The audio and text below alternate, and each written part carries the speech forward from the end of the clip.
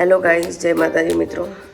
તો તમારા બધાનું સ્વાગત છે અમારી યુટ્યુબ ચેનલમાં। અને આજનો વ્લોગ છે આપણો ગુજરાતીમાં। અને વાગ્યા સવારના 4 ને હું ઉઠી ગયું, નાહી ધોઈ લીધું, જો રેડી થઈ ગયું એકદમ, કેમ કે આજ જવાનું ઘરે તો હરખનો પાર જ નહીં। તો બતાડીએ આજ કે તમને એરપોર્ટ પર કેવું હોય, શું કરવાનું હોય, તો ચાલો બતાડું આગળ તમને।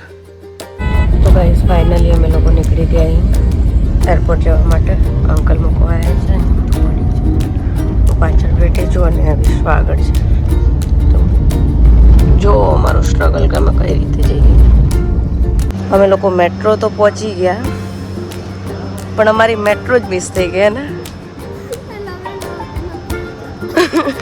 અમે 6 વાગે ઉઠ્યા હતા, કેમ કે જલ્દી આટલું, અરે 4 વાગે સોરી, અને 6 વાગે અમારી મેટ્રો હતી। પણ જો અમારા લગેજ તો જો કેટલું લગેજ, અને અમારી છૂટી ગઈ યાર મેટ્રો। 15 મિનિટ ઊભું રહેવું પડશે અહીંયા।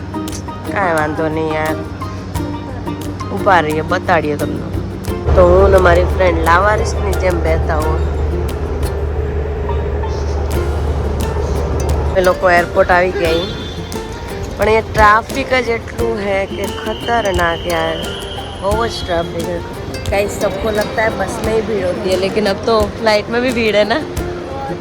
अरे यार सॉरी गाइस, બધાને લાગે કે બસમાં જ ભીડ હોય, પણ ફ્લાઇટમાં એટલી જ ભીડ હોય। જોઈ લો તમે, એરપોર્ટ ઉપર ખાલી એટલી ભીડ હે કે વાત જ જવા। અને અમારે થોડી હિન્દી બોલવાની વધારે જ પ્રેક્ટિસ છે, એટલે ગુજરાતી જલ્દી આવતું નથી। જે પણ આ સાઈડથી એન્ટર હે, જેવા એન્ટર થાય એવી ટ્રોલી લેવાની, ટ્રોલી લઈને અહીંયા ઊભું રહેવાનું તમારા બોર્ડિંગ પાસ લેવા માટે। જેવા અમે બંને ઊભા છીએ ને, અને એમાં આટલી બધી ભીડે હોય કે અને ઊભું રહેવાનું આમ શાંતિથી, ધક્કા મૂકી કર્યા વગર।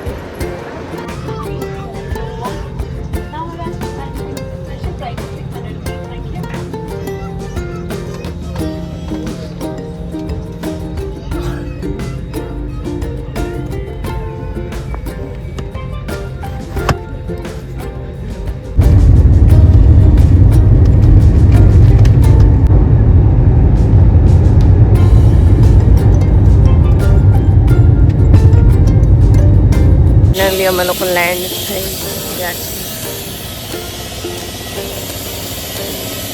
के लिए इतना ही, मिलते हैं अगले व्लॉग में। Bye, thank you for watching.